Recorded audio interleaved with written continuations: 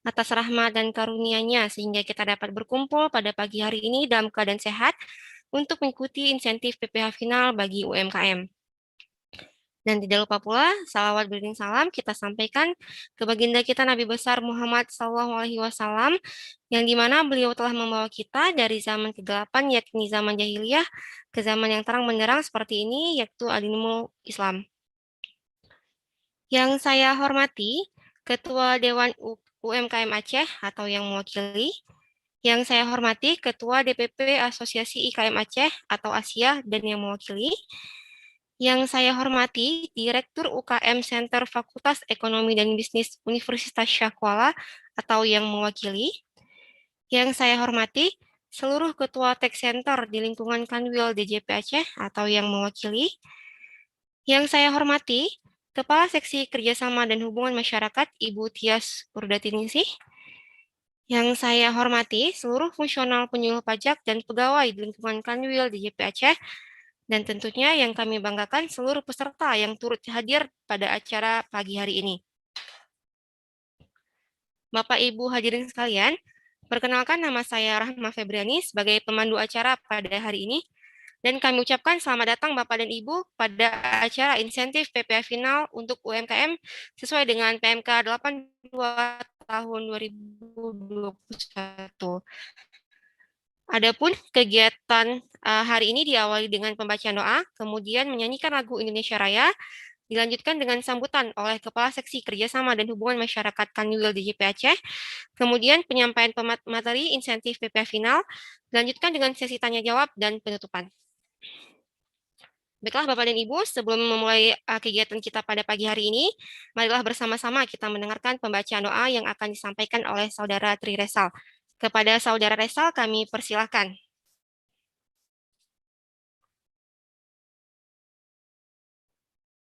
Bismillahirrahmanirrahim.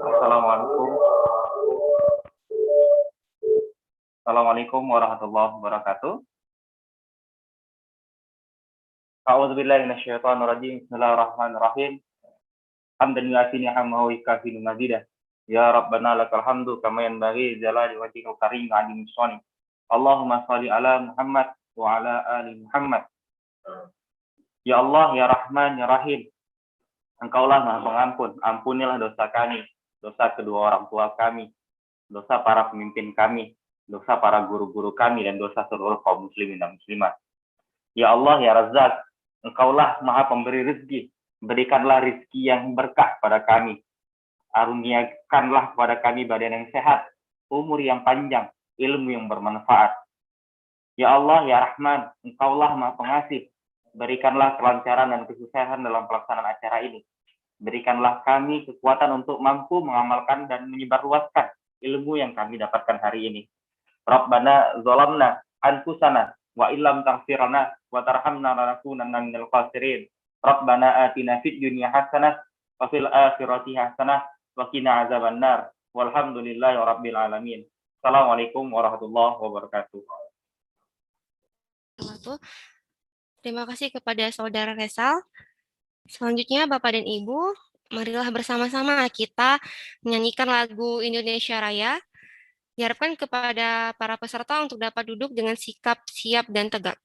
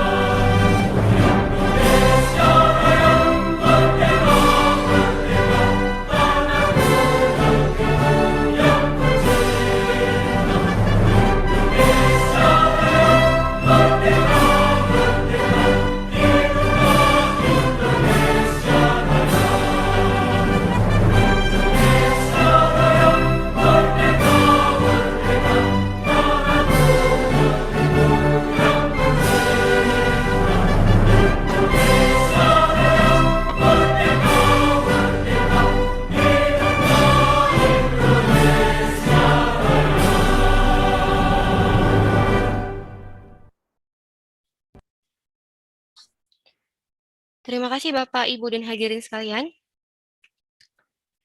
Selanjutnya, marilah kita dengarkan sambutan yang akan disampaikan oleh Kepala Seksi Kerjasama dan Hubungan Masyarakat Kanwil DJP Aceh.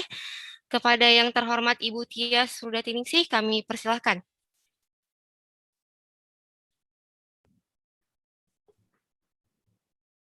Terima kasih Kak Febi. Assalamualaikum warahmatullahi wabarakatuh. Selamat pagi, salam sejahtera dan salam sehat untuk kita semua. Alhamdulillahirabbil alamin. Puji syukur kita panjatkan kehadirat Allah Subhanahu wa taala yang telah memberikan kepada kita rahmat dan karunia-Nya sehingga di pagi hari ini kita semua dapat berkumpul bersama dalam acara insentif PPh final untuk UMKM. Sosialisasi insentif PPh final untuk UMKM. Yang terhormat Ketua DPP Asosiasi IKM Aceh Asia atau yang mewakili yang terhormat Direktur UKM Center Fakultas Ekonomi dan Bisnis Universitas Syahkuala atau yang mewakilinya. Yang saya hormati juga seluruh Ketua Tech Center di lingkungan Kanwil DJP Aceh, serta yang terhormat Bapak Ibu para pelaku UMKM dan penggiat UMKM di wilayah Provinsi Aceh. Pertama-tama kami menyampaikan permohonan maaf karena sedianya pada pagi hari ini Bapak pimpinan atau Bapak Kepala Bidang P2 Humas sedianya akan bersama kita di sini, tergabung bersama kita, tetapi karena ada kegiatan yang secara bersamaan dan tidak bisa ditinggalkan, beliau menyerahkan kepada kami untuk membuka acara sosialisasi insentif PPh final untuk UMKM. Bapak Ibu sekalian yang saya hormati, kita sampai saat ini masih berada dalam kondisi pandemi COVID, yang tentu saja pandemi ini sangat berpengaruh terhadap seluruh aspek kehidupan kita, baik perekonomian maupun kehidupan sosial kita. Dan tentu saja kita pasti berusaha untuk tetap survive, tetap tetap menjaga bagaimana kita tetap bisa bertahan di keadaan yang seperti ini. Dan kita pasti berharap pandemi ini bisa cepat berlalu agar semuanya bisa berjalan normal kembali. Bapak dan Ibu yang saya hormati, dalam masa pandemi ini pemerintah telah meluncurkan atau membuat suatu program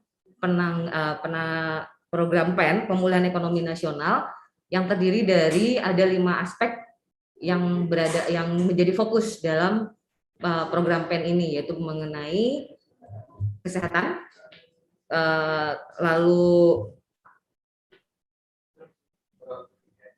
pemulihan ekonomi masyarakat, dan salah satunya insentif usaha dan insentif pajak. Nah, insentif pajak ini sudah diluncurkan sejak awal kita berada dalam masa pandemi di tahun lalu, dan insentif ini tetap diperpanjang sampai nanti di akhir tahun 2021.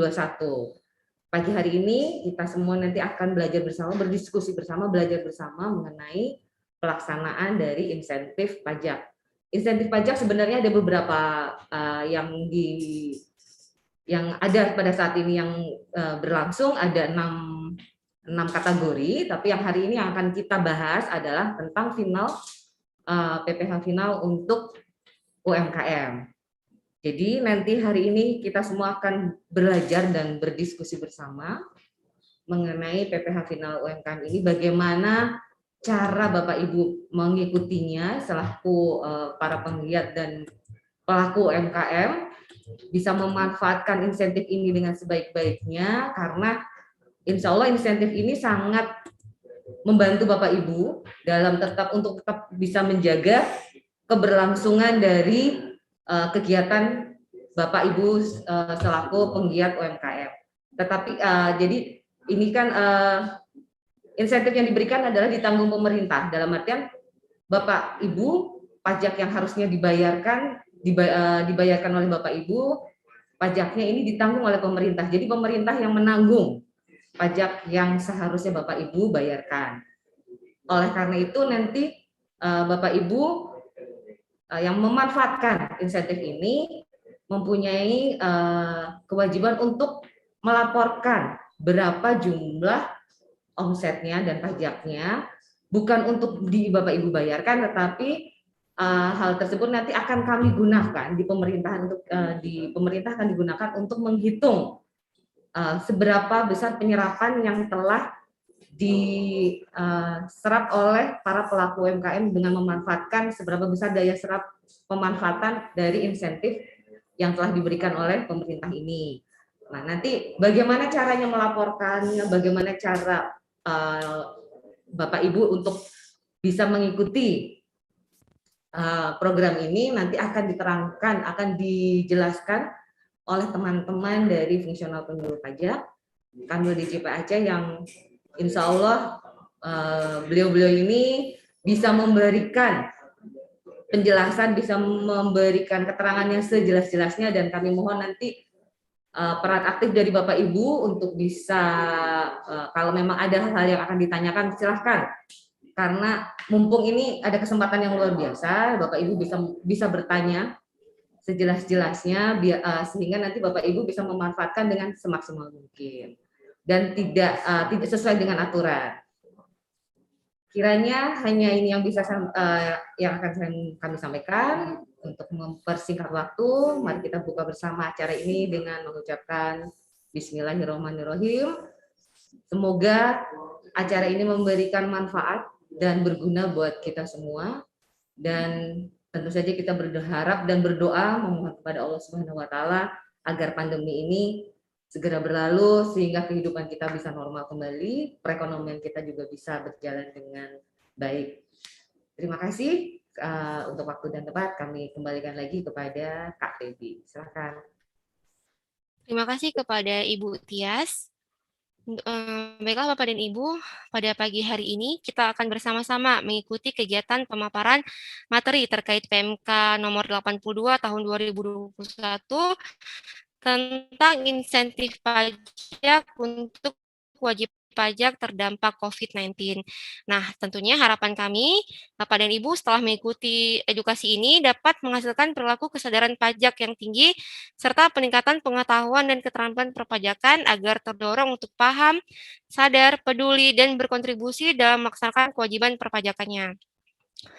Bapak, Ibu, dan hadirin sekalian, sebagaimana kita ketahui bersama, dampak pandemi COVID-19 ini telah memperlambat ekonomi dunia secara masif dan signifikan, termasuk juga terhadap perekonomian Indonesia, dan tentunya masih diperlukan pemberian insentif perpajakan guna mendukung program pemulihan ekonomi nasional. Nah, untuk hal tersebut, maka kami berada di sini hari ini di samping Bapak Ibu semua untuk bersama-sama kita melakukan pembangunan negeri karena pajak kuat Indonesia maju. Dan sebelumnya kami mohon maaf kepada Bapak dan Ibu sekalian, dikarenakan pandemi COVID-19 ini membuat kita tidak dapat bertemu secara langsung. Namun, jarak dan waktu tentunya tidak dapat menghalangi semangat kami untuk menyampaikan edukasi perpajakan kepada Bapak dan Ibu sekalian.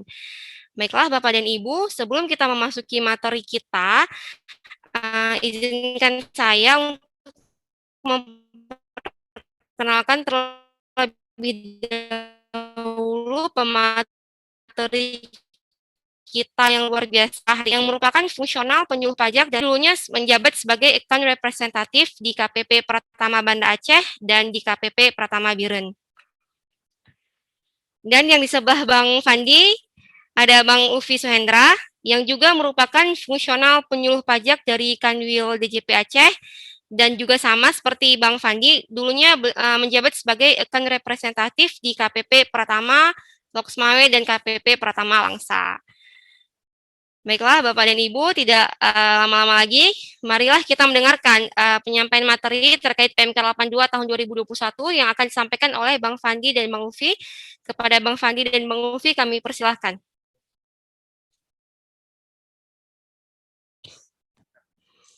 Assalamualaikum warahmatullahi wabarakatuh. Terima kasih kepada Kak Febi. Ya, alhamdulillah. Assalamualaikum warahmatullahi wabarakatuh. Selamat pagi Bapak Ibu semua, para peserta UMKM. Ya, pagi hari ini alhamdulillah kita bisa berkumpul, walaupun tadi seperti yang disampaikan oleh Kak Febi dan juga Bu Tias, kita berkumpulnya lewat atau via Zoom. Namun sekali lagi, walaupun kita tidak berjumpa atau bertatap muka langsung, kita harapkan kebersamaan ini tetap saling terjaga gitu ya, tetap interaksinya juga semangat untuk mengikuti kegiatan pada pagi hari ini. Baik Bapak dan Ibu sekalian, pada pagi hari ini kita akan mencoba memberikan sosialisasi atau pemahaman mengenai pajak UMKM berdasarkan PP 23 tahun 2018 dan juga insentif Bapak Ibu ya. Jadi ada insentif perpajakan untuk PPh final UMKM berdasarkan PMK 82 tahun 2021. Ini bisa ditampilkan slide-nya, Bang? Ya, Bapak Ibu sekalian, pajak penghasilan bagi UMKM ini sebenarnya sudah ada sejak tahun 2018 ya. Jadi memang pajak penghasilan bagi UMKM ini bukan merupakan hal baru tentu saja, karena seperti yang kita tahu sebelumnya bahwa dasar ataupun pajak penghasilan UMKM sebelumnya itu diatur di dalam PP 46 tahun 2013. Nah, pada saat itu tarif yang berlaku adalah 1%. Nah, kemudian di tahun 2018 muncullah peraturan baru, yaitu Peraturan Pemerintah Republik Indonesia Nomor 23 Tahun 2018. Sama seperti nomornya gitu ya Bapak Ibu sekalian. Sebelumnya itu kan PP 46. Jadi sama seperti nomornya sekarang didiskon oleh pemerintah, yaitu jadi PP 23. Itu setengahnya ya. Nah, kemudian tarifnya juga ikut. Tarifnya yang awalnya 1% menjadi 0,5%. Oke, next Bang. Ya, baik Bapak Ibu sekalian, sebelum kita memulai acara hari ini, kami dari Direktorat Jenderal Pajak, saya mewakili Direktorat Jenderal Pajak, khususnya mengucapkan rasa terima kasih yang sebesar-besarnya atas kontribusi Bapak Ibu selama ini membayar pajak. Karena kontribusi Bapak Ibu sekalian itu sangat berarti bagi bangsa Indonesia. Apalagi saat ini negara kita sedang berjuang untuk struggling menghadapi COVID-19 ini gitu ya. Nah, kontribusi Bapak Ibu saat ini digunakan oleh negara kita untuk membeli alat kesehatan dan vaksin COVID-19 yang insya Allah akan dinikmati oleh seluruh rakyat Indonesia. Kita harapin pandemi ini segera berakhir dan sekali lagi kami ucapkan terima kasih yang sebesar-besarnya atas partisipasi Bapak Ibu membayar pajak. Gitu ya. Baik, lanjut Bang. Nah, kemudian nah ini ya jadi pertanyaan besar, kenapa yang diberikan itu UMKM ya, sektor UMKM. Nah, sedikit cerita bahwa sektor UMKM di Indonesia ini merupakan sebenarnya tulang punggung dari perekonomian Indonesia. Kenapa bisa saya katakan seperti itu? Karena sektor UMKM merupakan sektor yang menopang perekonomian Indonesia. Nah, data dari Kementerian Koperasi dan UKM pada tahun 2017 bisa dikatakan bahwa UMKM ini merupakan unit yang paling besar karena 90% lebih unit ekonomi yang ada di Indonesia itu adalah berasal dari sektor UMKM, dan tenaga kerja yang diserap itu juga lebih dari 90%. Jadi sisanya adalah untuk perusahaan besar ya. Nah, karena hal itu UMKM di Indonesia ini merupakan tulang punggung perekonomian. Nah, selain itu kita tahu UMKM ini di masa pandemi ini termasuk sektor yang walaupun dia agak turun, namun paling stabil dibandingkan dengan perusahaan besar. Kita tahu penurunan perekonomian perusahaan besar itu sangat terdampak terhadap COVID, sementara UMKM masih sedikit terjaga walaupun posisinya turun, tapi masih sangat terjaga. Nah, selain itu, pemerintah juga melihat tren pembayaran setoran pajak final sebelumnya, bahwa dari sektor UMKM itu berhasil tiap tahunnya itu trennya terus meningkat. Jadi secara tidak langsung UMKM ini juga menopang penerimaan pajak di negara kita. Nah, lanjut Bang. Jadi mungkin manfaatnya, ini ada beberapa manfaat kenapa UMKM ini diberi privilege oleh pemerintah. Itu yang pertama, untuk mendorong peran serta masyarakat dalam kegiatan ekonomi formal. Nah, hal ini bisa kita lihat, kita mungkin dari pagi saja sudah pergi ke cari makan gitu ya di warung kopi. Nah, itu kan juga bagian dari UMKM. Kemudian mungkin siang udah cari sarapan dan sebagainya gitu ya. Nah, kemudian lebih memberikan keadilan. Jadi semuanya sama, diberikan tarif yang sama, perlakuan perpajakan yang sama gitu ya.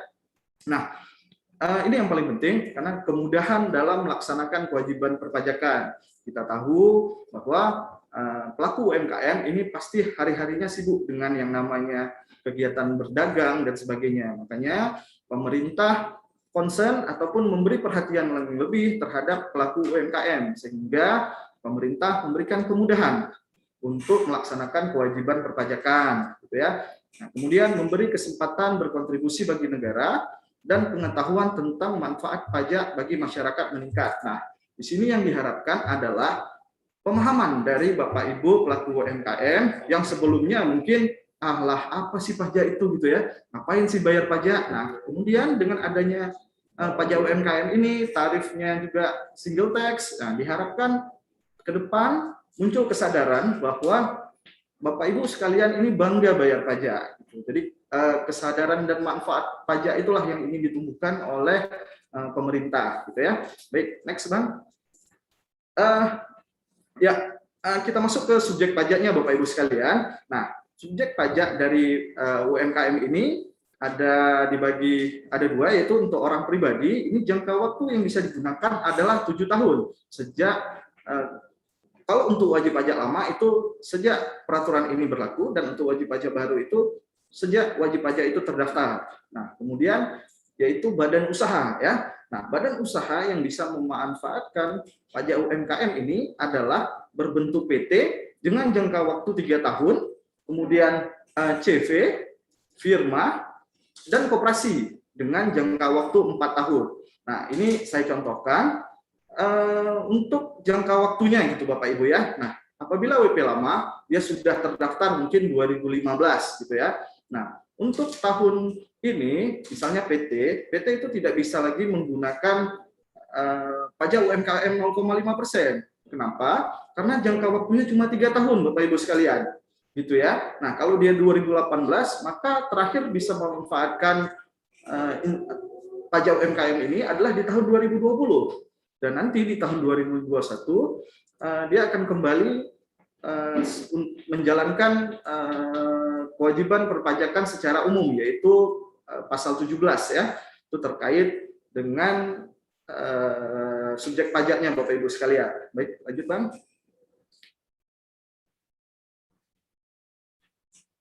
Lanjutkan ya. Objek pajaknya tentu saja adalah penghasilan Bapak Ibu ya, penghasilan dari usaha, ini yang harus digarisbawahi. Nah, objek pajak dari pajak UMKM ini adalah penghasilan dari usaha. Nah, usaha itu apa saja? Banyak ya, bisa usaha dagang, jasa, industri dan sebagainya gitu ya. Mungkin kalau saat ini yang lagi happening di masa pandemi adalah marketplace ataupun online shop. Nah, itu juga bagian dari objek pajak ini Bapak Ibu sekalian gitu ya. Nah, kita tahu mungkin dengan kondisi saat ini, maka mau tidak mau pedagang itu mulai berinovasi. Nah, salah satunya mungkin dengan melakukan online shop atau menawarkan dagangannya di marketplace gitu ya.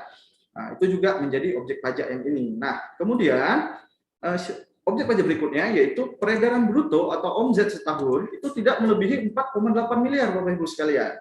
Nah, jadi perhitungan itu adalah omzet. Nah, kenapa omzet gitu ya? Omzet itu kan peredaran bruto atau kotor ya. Kenapa omzet? Nah, omzet ini diambil berdasarkan PP 20 tahun 2008 tentang UMKM. Nah, di PP ini mengatur bahwa kriteria UMKM ini berdasarkan omset per tahun. Jadi kalau misalnya UMKM kecil itu mikro ya, mikro itu sampai dengan 50 juta, kemudian di atasnya ada kecil, kemudian menengah dan besar. Nah, itu berdasarkan omset. Nah, jadi PP ini merupakan turunan dari Undang-Undang Nomor 20 Tahun 2008. Nah, kemudian perlu juga Bapak Ibu perhatikan bahwa omset itu ditotal dari seluruh gerai atau outlet, baik pusat ataupun cabang. Jadi nggak bisa dipisah-pisah. Nah, apabila Bapak Ibu memiliki misalnya perusahaan ataupun usaha itu lebih dari satu cabang, misalnya bengkel A, B, C atas nama Bapak Ibu sekalian, nah itu harus dijumlahkan dulu omsetnya selama setahun. Kira-kira kalau memang di bawah 4,8 itu boleh memanfaatkan tarif pajak UMKM ini. Baik Bang, lanjut. Nah, bagaimana kemudian cara penghitungannya Bapak Ibu sekalian? Nah, cukup simpel dan cukup gampang. Bapak Ibu cukup mengalihkan yaitu penghasilan bruto selama sebulan dikali dengan tarif 0,5% dan tarifnya bersifat final. Jadi sangat gampang sekali dan sangat simpel penghitungannya. Misal nih, Bapak Ibu sekalian memiliki omset sehari 1 juta rupiah. Nah, kemudian kalau sebulannya 30 hari berarti sebulan 30 juta rupiah ya, Bang Fandi ya. Nah, kemudian berarti Bapak Ibu cukup mengalihkan angka 30 juta itu dengan 0,5%. Ya, nanti dapat hasilnya 150.000 kalau saya salah ya, 150.000. Nah, itulah yang menjadi setoran Bapak Ibu sekalian PPh finalnya begitu. Jadi sangat simpel sekali. Nah, yang perlu ditekankan di sini adalah Bapak Ibu sebisa mungkin menghitung omset ataupun penghasilan bruto se-real mungkin atau sesuai dengan keadaan yang sebenarnya. Nah, kita tahu di Direktorat Jenderal Pajak juga memiliki data yang langsung terkoneksi dengan transaksi Bapak Ibu sekalian. Jadi, walaupun sistem perpajakan di Indonesia itu adalah self-assessment, kembali kami ingatkan kepada Bapak Ibu untuk menghitung omset dengan sebenar-benarnya, dengan sejujur-jujurnya, gitu ya. Kemudian Bang lanjut. Nah, setelah Bapak Ibu menghitung tadi ya, menghitung pajak yang terutang, PPh UMKM-nya, Bapak Ibu sekalian itu dapat melakukan penyetoran, gitu ya. Nah, penyetoran pajak itu sendiri yang pertama adalah Bapak Ibu bisa membuat billing terlebih dahulu. Nah, setelah membuat kode billing, maka dapat melakukan penyetoran baik itu melalui bank persepsi ya, bank persepsi atau kantor pos, ataupun sekarang lebih gampang lagi Bapak Ibu sekalian bisa buat billing dan setor langsung di ATM. Bahkan juga bisa melalui mobile banking Bapak Ibu sekalian. Jadi sudah banyak sudah banyak kanal-kanal ataupun sudah banyak alat yang bisa digunakan untuk melakukan pembayaran pajak gitu ya. Jadi sangat dimudahkan untuk Bapak Ibu sekalian. Nah, kemudian apabila Bapak Ibu bertransaksi ya, dipotong atau dipungut oleh pemberi kerja ataupun bendahara, nah Bapak Ibu itu nggak payah lagi dipotong ataupun dipungut pajaknya oleh bendahara atau pemberi kerja. Tapi syaratnya Bapak Ibu itu harus memberikan surat keterangan. Jadi kepada si bendahara ataupun si pemberi kerja tadi. Nah, surat keterangan itu Bapak Ibu bisa dapatkan di KPP. Nah, kalau sekarang itu bisa juga di-download langsung dari DJP online. Nanti akan dijelaskan lebih lanjut oleh Bang Fandi seperti apa gitu ya. Jadi sangat mudah sekali sekarang Bapak Ibu. Dan kita dari pemerintah juga dalam hal ini Direktorat Jenderal Pajak memberikan kemudahan bagi para pelaku UMKM yang ada di Indonesia. Karena kita sama-sama ini membangun bangsa Bapak Ibu ya. Jadi peran Bapak Ibu sekalian itu sangat-sangat membantu kita gitu. Mungkin lanjut mungkin untuk sesi pengenalan mengenai pajak UMKM sampai dengan di sini. Nah, sambil menunggu untuk pembahasan insentif, terlebih dahulu kami harapkan sedikit tanggapan ataupun mungkin ada pertanyaan dari Bapak Ibu terkait dengan UMKM, kami persilahkan. Sebelum kita masuk mengenai insentif dan juga kita sedikit BIMTEK nanti belajar mengenai bagaimana sih cara menginput realisasi itu ke aplikasi. Nah, sekali lagi kami juga mengingatkan nih kepada Bapak Ibu sekalian yang belum melakukan presensi untuk melakukan presensi yang linknya telah kami share di kolom chat. Ya baik, Bapak Ibu sekalian, jangan malu-malu, jangan segan-segan. Kita di sini sharing session. Jadi Bapak Ibu sekalian itu boleh, baik itu bertanya atau memberikan saran, pendapat, boleh silakan. Kita tunggu nih pendapat ataupun masukan dari Bapak Ibu ataupun pertanyaan mengenai tarif PPh final UMKM 0,5% ini gitu. Saya yakin sudah banyak pelaku-pelaku usaha ataupun Bapak Ibu yang menggunakan tarif ini gitu ya. Dan kebetulan alhamdulillah juga di sebelah saya ini Bang Fandi ini sangat expert mengenai PPh final ini Bapak Ibu sekalian. Jadi ini suatu kesempatan yang sangat baik bagi kita untuk saling berbagi gitu ya, informasi ataupun berkomunikasi ya Bang Fandi ya. Ya, ini sambil kita nunggu-nunggu Bang sebelum ada pertanyaan dari Pak. Oh, kayaknya udah ada ini. Ya, mau nanya Pak. Boleh silakan Pak. Pak Nurul Azmi Pak ya. Ya, saya ada family punya usaha. Dia punya usaha itu warung kopi sama ada ada kayak penginapan gitu hanya di bawah 5 kamar. Penginapan Pak ya. Mohon maaf Pak, Ya. Suaranya kurang jelas Pak. Ya, ada penginapan di bawah 5 kamar. Oh iya Pak. Kemudian pertanyaannya gini, ini kan dia sudah bayar pajak UKM karena pendapatannya kan di bawah 4,8 miliar setahun. Nah, kemudian dari pajak daerah minta juga nih untuk pajak penginapan yang 10% itu. Sementara kamarnya sendiri kan nggak sampai 10 kamar gitu, masih kategori di bawah 10. Nah, sesuai dengan Permenkyu ya. Itu bagaimana ya, Pak ya? Ya, baik Pak Nurul Azmi, boleh Pak. Baik, terima kasih Pak atas pertanyaannya. Nah, terkait hal itu Pak, jadi gini Pak ya, kalau yang memang atas jasa warung kopi ataupun juga hotel, nah ini kita harus bedakan dulu Pak, karena memang ada yang namanya pajak pusat dan juga pajak daerah. Nah, terkait dengan pajak atas hotel ya atau penginapan itu masuk ke pajak daerah Pak. Jadi yang mengelola ataupun yang melakukan pemungutan adalah dalam hal ini Dinas Pendapatan Daerah. Jadi ini merupakan satu hal yang berbeda gitu Pak. Jadi kalau untuk UMKM sendiri ini merupakan penghasilannya gitu Pak ya. Nah, dan terkait dengan misalnya hotel tadi atau penginapan tadi itu masuk ke ranahnya dari pajak daerah gitu Pak. Itu dulu Pak posisinya Pak. Karena kalau lebih lanjut kebijakannya, boleh Pak? ini Pak.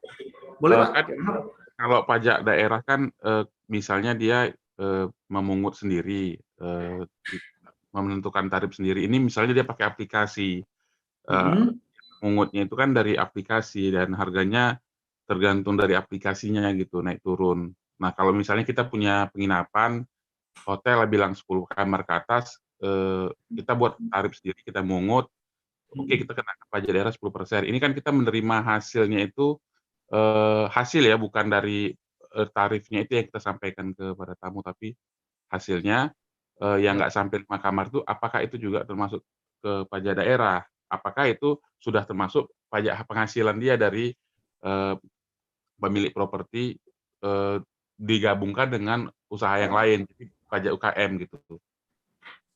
Iya Pak, baik Pak.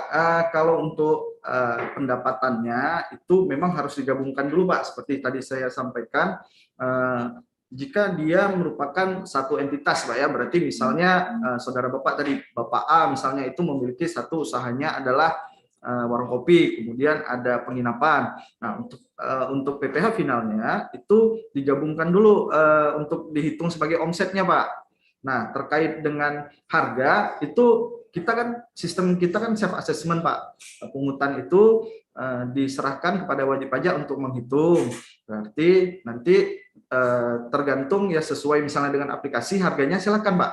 Seril mungkin. Berapa memang keuntungan dari aplikasi atau harganya naik turun, itu silakan. Karena memang balik lagi itu kan keadaan yang sebenarnya gitu Pak.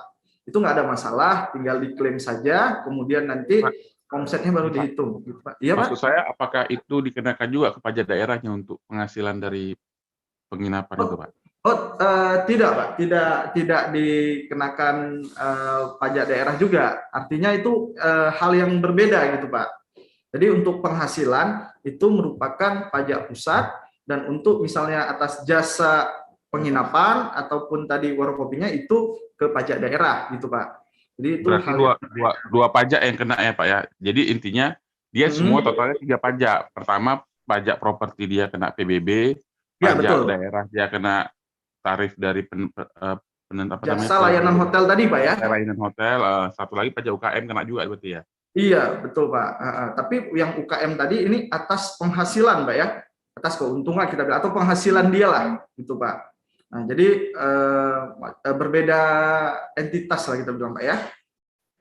Sedikit saya tambahkan Pak, mungkin bisa dibedakan per objek ya Pak.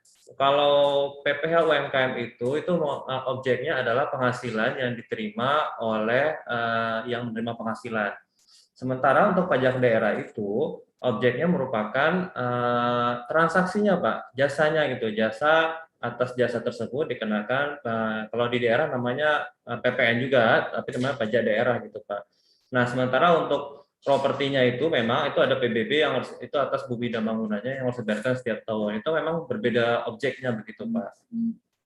Oke Pak, sekalian nih Pak, pertanyaan kedua. Kalau misalnya kita sudah bayar pajak PPh yang UKM tadi, itu kan termasuk pajak pribadi ya Pak ya? Iya Pak. Gini, misalnya kita punya usaha kita warung gitu Pak, kita menyatakan bahwa penghasilan katakan bruto 300 juta setahun, berarti kan dikali 0,5% ya. Kemudian kita sudah bayarkan misalnya di KPP Banda Aceh, terus KPP Banda Aceh, terus kemudian sementara NPWP kita itu tidak terdaftar di Banda Aceh, tapi di luar provinsi. Apakah kita harus melaporkan lagi di KPP yang di luar provinsi itu, Pak? Misalnya di Medan, misalnya seperti itu. Sementara kita disuratin juga, padahal kita sudah bayar. Kita disampaikan bahwa kita belum lapor, tapi kita sudah bayar di Banda Aceh gitu. Itu bagaimana, Pak? Ya, baik Pak.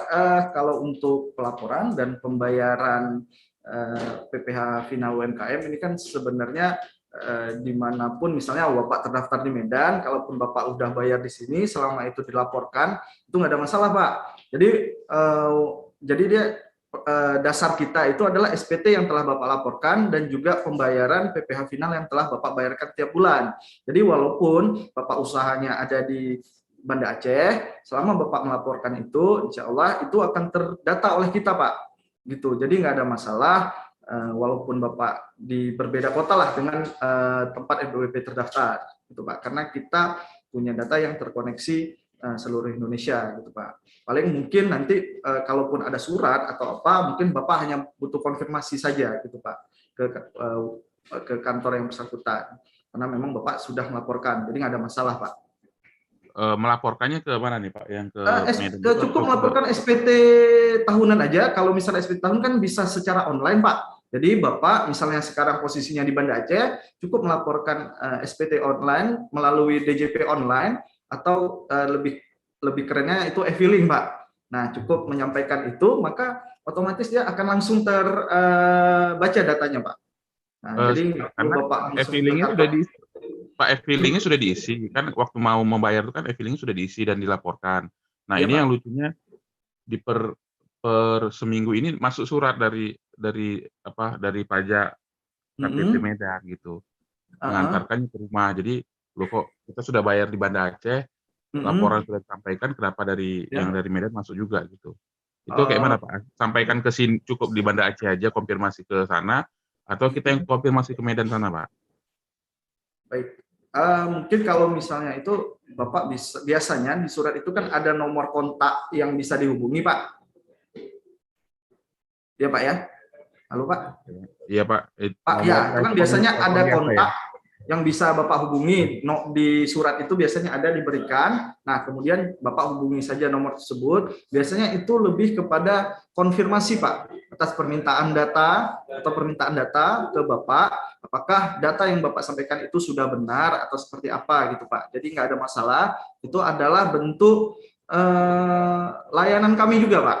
Jadi Bapak silakan nanti berkomunikasi dengan nomor yang tertera, bisa itu oleh akun representatif ataupun dengan penyuluh pajaknya di kantor tempat Bapak terdaftar. Tidak ada masalah Pak. Oke, terima kasih Pak. Ya, makasih Pak Nurul, luar biasa Bapak. Baik, Bapak Ibu sekalian, mungkin ada 1 atau 2 pertanyaan lagi. Kita nunggu sebelum kita masuk mengenai insentif yang bisa Bapak Ibu gunakan. Kalau tadi kita bicara kewajiban, nah sekarang kita akan memberikan haknya Bapak Ibu gitu ya. Nah, salah satu hak Bapak Ibu itu adalah memperoleh atau mendapatkan insentif itu dari pemerintah. Ada lagi Bapak Ibu sekalian? Atau kita masuk dulu ya, mungkin nih masih mikir-mikir nih Bapak Ibu ya, kira-kira apa nih yang mau ditanya, atau masih malu-malu kali Bang ya? Ya Bang ya, oh ya Bang, ini sebelum kita masuk, ini boleh nggak saya tanya sedikit nih Bang Fandi? Oh ya, baik. Ini Bang, kan ada nih kadang-kadang yang nanya nih Bang, nah kira-kira kalau yayasan nih Bang, itu masuk juga, bisa nggak masuk pakai tarif PP 23 dan 0,5% ini Bang? Nah, terima kasih atas pertanyaannya. Mungkin mewakili dari teman-teman teman-teman. Baik, mungkin untuk yayasan Pak, di PP 23 sendiri mungkin yayasan tidak termasuk dalam kriteria untuk menggunakan PP 23. Baik. Untuk PP 23 sendiri memang untuk berlaku untuk orang pribadi dan wajib pajak badan, namun badannya juga dibatasi untuk PT, CV, firma dan koperasi. Saya memang yayasan tidak termasuk karena mungkin dari segi filosofinya juga yayasan itu mungkin tidak bergerak dalam mencari keuntungan ya gitu Bang Mufi ya. Jadi ya mungkin yang dikecualikan dalam PP 23 ini. Oh, gitu, mungkin Bang begitu ya. Bang Mufi ya. Boleh Bang. Kalau ini Bang, ini saya penasaran juga nih Bang. Kalau misalnya kayak kantor hukum ataupun praktek dokter itu gimana Bang? Kira-kira Bang? Oh ya, baik. Mungkin untuk praktek hukum dan dokter itu mungkin tidak bisa dikategorikan sebagai UMKM ya Bang Mufi ya, karena mereka adalah dikategorikan sebagai pekerjaan bebas. Pekerjaan bebas, jadi tidak dikategorikan. Namun kalau dokternya sendiri memiliki usaha seperti apotek, seperti mungkin apotek menjual obat atau ada klinik kecantikan, itu silakan dapat menggunakan fasilitas untuk 0,5% ini. Jadi mungkin untuk jasa dokternya dikecualikan dari 0,5% ini, namun untuk usaha seperti apotek, seperti klinik, skincare atau segala macamnya itu bisa menggunakan fasilitas 0,5% ini. Oh, itu ya, Bang Fandi ya. Ya, nanti jangan lupa setelah dibayarkan dilaporkan pada SPT tahunannya. Jadi di SPT tahunan dipisahkan antara penghasilan dari dokternya dan juga penghasilan dari PPh finalnya. Oh, baik Bang, seperti itu. Bang, satu lagi nih Bang, saya penasaran nih mewakili Bapak Ibu sekalian Bang. Ini Bang, misalnya kan banyak ini pengusaha nih Bapak Ibu sekalian ini usahanya itu bertransaksi misal dengan bendahara pemerintah Bang. Oh iya iya. Kan misalnya nih jasa catering atau paling sering itu ya itulah Bang ya untuk kegiatan acara-acara di pemerintahan. Baik, nah itu bagaimana Bang perlakuan perpajakan Bang? Apakah dibayar pajak 2 kali atau seperti apa Bang? Oh iya iya.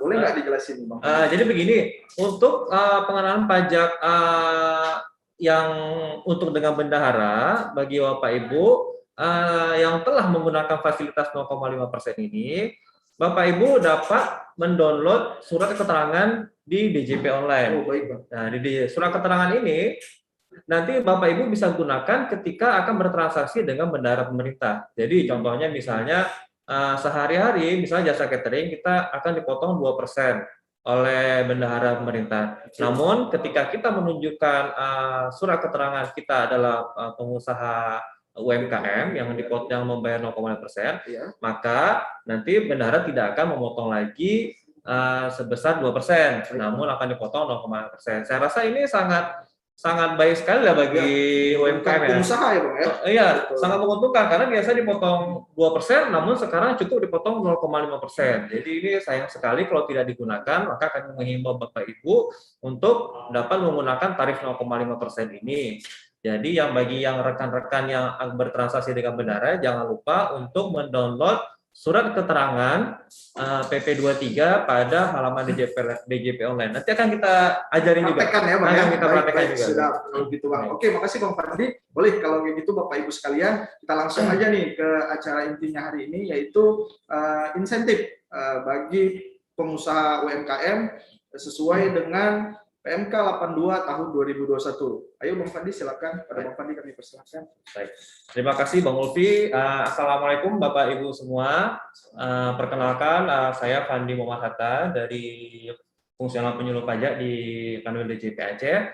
Seperti yang disampaikan oleh Bang Ulfi tadi, di masa pandemi seperti sekarang ini adalah sebuah cobaan berat bagi kita semua. Mungkin bagi UMKM juga merasakan dampaknya, apalagi UMKM juga pasti memiliki stok barang yang susah dijual, terus UMKM juga memiliki anak buah yang mungkin harus di PHK akibat pandemi ini. Maka dari itu pemerintah memberikan sebuah fasilitas PPh final UMKM ditanggung pemerintah. Jadi PPh final ini yang seharusnya Bapak Ibu bayarkan 0,5% itu, namun Bapak Ibu tidak usah bayar lagi. Kalau bahasa Acehnya mungkin hana bayu, ya. Hana paya baile. Namun Bapak Ibu diharuskan untuk melaporkan, cukup melaporkan saja, cukup melaporkan berapa omsetnya dan berapa pajak yang seharusnya terutang, dan nanti pajak itu akan ditanggung oleh pemerintah. Jadi pajak Bapak Ibu tetap ada, namun ditanggung oleh pemerintah. Ini sebuah insentif yang digelontorkan oleh pemerintah dalam rangka agar UMKM kita tetap kuat, sehingga negara juga tetap hebat, karena UMKM merupakan tulang punggung dari negara ini. Baik, masuk ke slide berikutnya. Nah, siapa saja menerima insentif ini? Jadi yang menerima insentif ini seperti yang sudah dijelaskan oleh Bang Ulfi tadi adalah wajib pajak yang memiliki peredaran bruto tertentu dan dikenai PPh final berdasarkan PP 23 tahun 2018 yang sebesar 0,5% itu.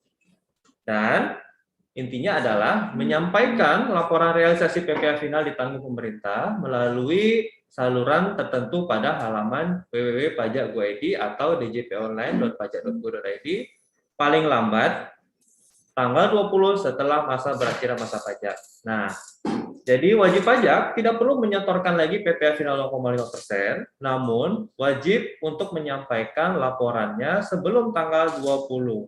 Jadi kami mohon kepada Bapak Ibu, insentif ini dapat digunakan, namun sekali lagi harus untuk menyampaikan laporannya sebelum tanggal 20. Ada beberapa Bapak Ibu yang saya perhatikan melewati batas waktu tanggal 20 ini. Jadi sayang sekali kalau melewati batas waktu tanggal 20 tidak bisa digunakan lagi. Contohnya misalnya ini bulan Agustus, jadi Bapak Ibu melaporkan laporan realisasi Bapak Ibu di bulan Juli sebelum tanggal 20 Agustus.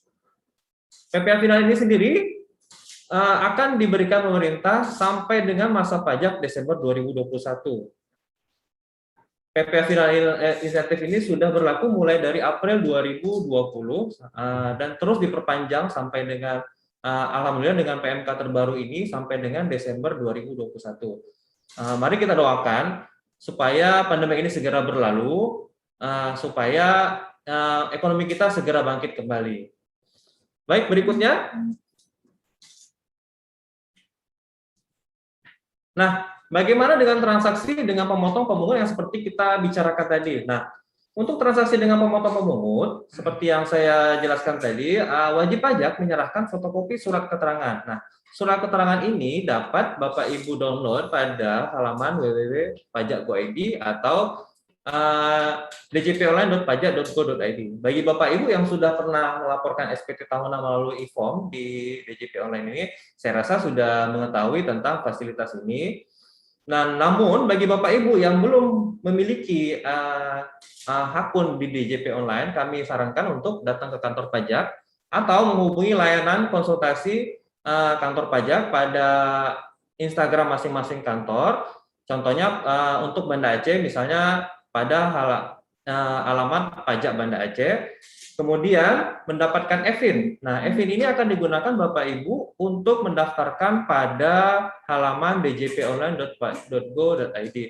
Nah, di DJP Online ini Bapak Ibu nanti semuanya akan ada di sana. Dari mulai pelaporan SPT, dari mulai pembuatan kode billing, dan juga nanti dari Bapak Ibu untuk melaporkan insentif Bapak Ibu. Kemudian juga untuk mendapatkan esket yang bisa Bapak Ibu gunakan untuk bertransaksi dengan bendahara. Seperti yang kita jelaskan tadi, jika Bapak Ibu bertransaksi dengan bendahara, bukan dipotong pasal 23 atau pasal 22, 2% dan 1,5%, namun dipotong 0,5%. Nah, di masa pandemi ini, dengan adanya insentif ini, Bapak Ibu bahkan tidak perlu dipotong pajaknya. Jadi yang 0,5% itu pun tidak akan dipotong pajaknya oleh bendahara.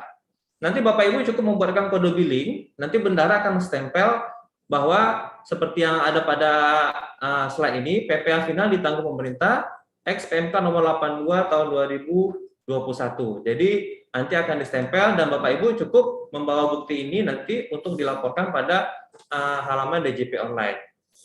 Sekali lagi, Bapak Ibu yang bertransaksi dengan bendahara pun tidak akan dipotong pajaknya. Pajak yang seharusnya dipotong 0,5% itu akan tetap ditanggung pemerintah, namun syaratnya kode billingnya distempel oleh bendahara ditanggung pemerintah dengan menggunakan PMK 82. Bagi bendahara, mungkin Bapak Ibu nanti akan berhadapan mungkin dengan bendahara yang belum tahu aturan ini, silakan diinformasikan kepada kantor pajak untuk diberikan sosialisasi, sehingga kami harapkan Bapak Ibu tidak terganggu permasalahan dengan cash flow perusahaan Bapak Ibu, sehingga bisa digunakan untuk kembali memutar roda ekonomi Bapak Ibu. Baik, berikutnya. Nah, laporan realisasinya sebenarnya cukup simpel dengan menggunakan Excel seperti ini.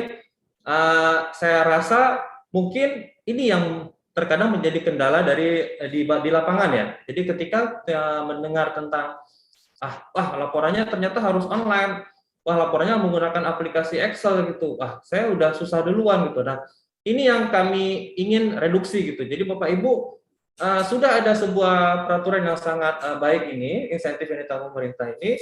Namun syaratnya memang ada, namun ini mungkin hanya sedikit kesulitan dari Bapak Ibu. Jangan dijadikan sebuah kesulitan yang besar. Karena kami rasa di era pandemi seperti sekarang ini, mungkin inilah waktunya dari Bapak Ibu untuk yang namanya go online gitu. Mungkin ini ada sebuah percepatan dari Bapak Ibu menuju online gitu, Bu. Jadi misalnya yang apalagi di masa sekarang ini di mana marketplace semakin menjamur, kita harusnya mungkin ikutan untuk berjualan di marketplace. Kami rasa dengan menggunakan fasilitas Excel ini tidak terlalu sulit dibandingkan membuat fasilitas misalnya seperti mendaftarkan diri di akun Instagram. Tidak terlalu berbeda jauh gitu. Jadi Bapak Ibu, kami rasa pasti Bapak Ibu bisa. Jadi kami harapkan mungkin dengan adanya acara pada hari ini, mungkin ini namanya sedikit bimtek gitu. Jadi kami harapkan setelah acara ini Bapak Ibu pasti langsung bisa menggunakan aplikasi Excel dan DJP Online ini gitu. Jadi nanti akan kita berikan Excel-nya. Nanti Bapak Ibu cukup nanti akan kita contohkan juga bagaimana cara mengisinya. Baik, berikutnya. Mungkin untuk slide-nya sendiri sudah habis. Kami harapkan dari Bapak Ibu untuk memanfaatkan kesempatan baik ini. Dengan adanya inisiatif ini, maka kita juga ikut turut membangun negeri, ikut juga turut mengajak UMKM lain untuk membangun negeri bersama-sama. Karena pajak kita untuk kita. UMKM kuat, negara pun hebat. Baik, mungkin dari sesi saya ini dulu, Bang Ulfi. Mungkin dari Bapak Ibu ada yang ingin bertanya, kami persilahkan. Sebelum kita nanti akan masuk ke bagian contoh teknis dalam penggunaan Excel-nya gitu. Baik, silakan Bapak Ibu, ada yang ingin bertanya tentang insentif ini? Ya, ini suatu kesempatan ya kepada Bapak Ibu bagaimana cara memanfaatkan insentif yang diberikan oleh pemerintah bagi pelaku UMKM yang ada di Indonesia ini, gitu ya. Dan mudah-mudahan kita teman-teman sekalian pelaku UMKM di Aceh, Bang ya, bisa memanfaatkan, Bang. Ya, dan Bang, ya? menurut data kita memang untuk pelaku UMKM di Aceh belum banyak yang menggunakan fasilitas ini. Padahal fasilitas ini sudah ada sejak April 2020. Wow. Oleh karena itu makanya kita terus untuk mengadakan sosialisasi ini, para ARR juga terus untuk mengajak Bapak Ibu untuk mengikuti insentif ini gitu. Jadi sayang sekali kalau insentif ini tidak digunakan. Betul, gitu. Bang. Jadi sayang sekali kalau pelaku UMKM kita di masa pandemi ini tetap bayar pajaknya, padahal ada insentif yang diberikan pemerintah ya, Bang. Betul. Atau mungkin UMKM ingin membayar pajak, cuma mungkin terkendala maksud dengan cash flow Bapak Ibu. Padahal dengan adanya insentif ini cash flow Bapak Ibu tidak akan terganggu. Gitu. Malah pajak yang seharusnya Bapak Ibu bayarkan bisa digunakan untuk memutar kembali cash flow ekonomi Bapak Ibu. Benar sih, Bang. Ayo Bapak Ibu jangan malu-malu, mungkin dari mana saja boleh nih, baik dari pelaku UMKM-nya sendiri atau dari akademisi atau dari mana boleh, silakan jika ingin bertanya. Nah, sekali lagi kita nih sharing session, kita bisa berbagi ya permasalahan yang ada ataupun kejadian yang ada.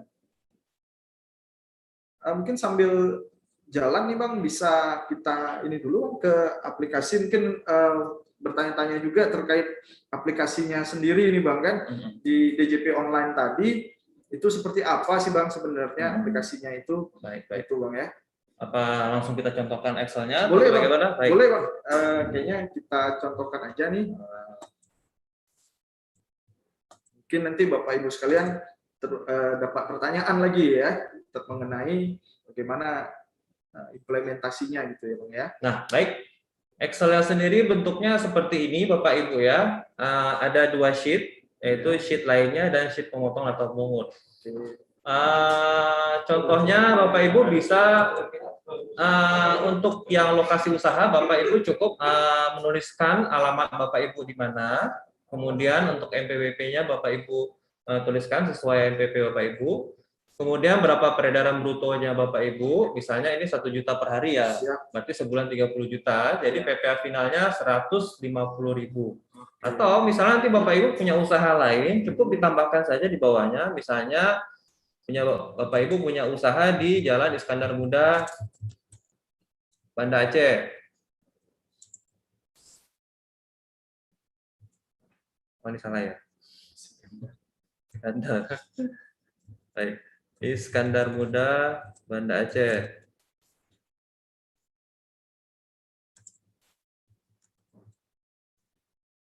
NPWP-nya disamakan saja. Kemudian mungkin di Banda Aceh mungkin sedikit lebih ini usahanya lebih besar. Jadi mungkin ada omset 50 juta, berarti PPA finalnya ada sekitar Rp250.000. Nah, Bapak Ibu cukup mengisi saja berapa omset Bapak Ibu dan berapa PPA final yang seharusnya terutang. Kemudian Bapak Ibu validasi di ini. Untuk file sendiri sebenarnya ada di DJP online. Bapak Ibu bisa mendownload di DJP online, atau kalau Bapak Ibu merasa kesulitan nanti bisa kami bantu untuk kirimkan filenya dan contoh penamaan filenya. Baik. Berikutnya di sheet sebelahnya ada pemotong atau pemungut. Nah, misalnya Bapak Ibu memiliki pekerjaan, misalnya pengadaan terhadap bendahara pemerintah. Misalnya, nanti Bapak Ibu cukup menuliskan MPWP Bapak Ibu, kemudian MP pemotongnya, berapa peredaran usaha brutonya, dan berapa PPA final yang ditanggung pemerintah, dan disebutkan kode billing. Kode billing ini yang Bapak Ibu buat pada halaman DJP online juga.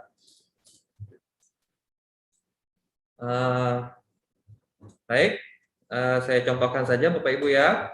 Misalnya ini MPP Bapak Ibu, ditaruh di sini. Kemudian ini pemotongnya, misalnya bendahara 0, 1, 2, 3, 4, 5, 6. Kemudian dipotong misalnya oleh bendahara pekerjaan Bapak Ibu 5 juta. Kemudian PPh finalnya berarti 0,5% dari 5 juta.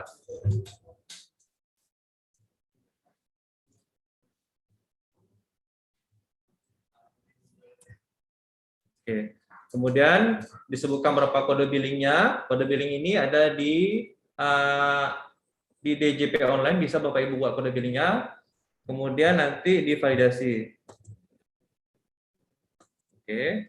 Nah, di validasi ini adalah gunanya untuk mengoreksi jika ada kesalahan dalam Bapak Ibu membuat atau mengisi field. Jadi tinggal dibetulkan saja.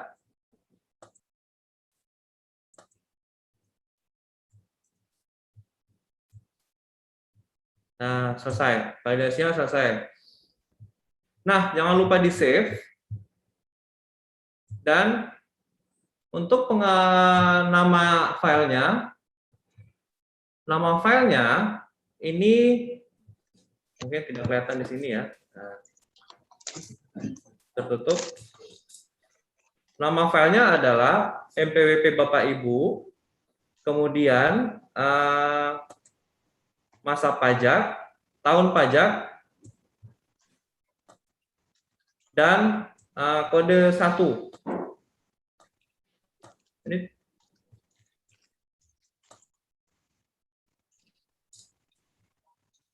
Ini contohnya MPWP, kemudian masa pajak, tahun pajak, 1 dan 00. Setelah itu baru Bapak Ibu buka DJP online-nya. Baik, sampai di sini ada yang belum ingin bertanya?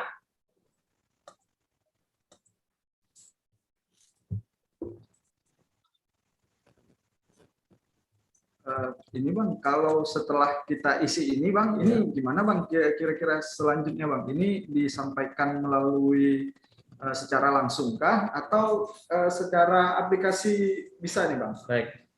Baik, yang pertama adalah Bapak Ibu harus mengisi dulu form ini. Setelah beres, setelah di-save, nanti Bapak Ibu silakan untuk mengupload file ini di halaman DJP online Bapak Ibu. Jadi untuk file sendiri saya rasa tidak ada masalah ya. Kalau tidak ada masalah, maka akan kita masuk ke bagaimana cara mengupload file ini. Jadi tadi file ini sendiri sebenarnya ada di DJP online juga Bang ya? Ada. File ini ada di DJP online. Baik. Baik, mungkin untuk share berikutnya.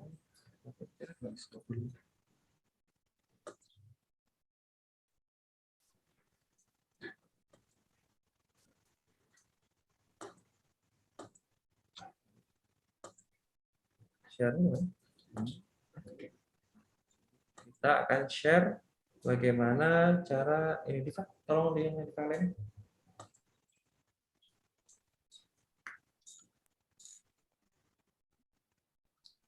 Baik, ini tata cara mendapatkan insentif pemerintah untuk bagaimana cara mengupload file tadi di halaman DJP online. Baik, berikutnya. Bapak Ibu dapat mengakses www.pajak.go.id atau langsung dapat pada djponline.pajak.go.id. Seperti yang saya sebutkan tadi, bagi Bapak Ibu yang belum memiliki akun DJP online, silakan mendapatkan e-fin pada kantor pelayanan pajak terdekat atau menghubungi halaman Instagram atau ada menu layanan di pada halaman Instagram masing-masing kantor pelayanan pajak. Ini contoh, saya contohkan saja bagi Bapak Ibu yang sudah memiliki akun DJP online, silakan login. Kemudian next, setelah login, Bapak Ibu nanti masuk di menu layanan. Step ini tidak banyak, cukup 6 atau 7 step. Jadi saya rasa tidak terlalu sulit. Insya Allah tidak terlalu sulit. Kami harapkan Bapak Ibu sedikit lagi ini hampir selesai.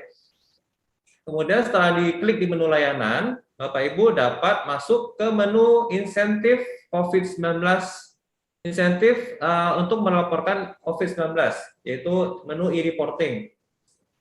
Kemudian setelah diklik menu e-reporting, Nanti Bapak Ibu nanti klik menu tambah. Kemudian Bapak Ibu setelah klik menu tambah, nanti ada pilihannya, ada tahun pelaporan diisi tahun 2021. Kemudian jenis pelaporannya PPA final DTP PMK 82 tahun 2021 yang paling atas ini Bapak Ibu ya. PPA final DTP PMK 82 2021. Kemudian lanjutkan. Nah, di sini sendiri sudah ada menu konfirmasi untuk mendapatkan SK PP23. Jadi otomatis SK PP23 ini akan langsung keluar. SK PP23 ini adalah yang kita bicarakan tadi untuk diserahkan kepada bendahara pemerintah, di mana Bapak Ibu bertransaksi dengan bendahara pemerintah. Jadi ini tinggal dicetak saja, tinggal ditekan ya, nanti akan keluar filenya, dicetak dan diberikan kepada bendahara pemerintah. Jika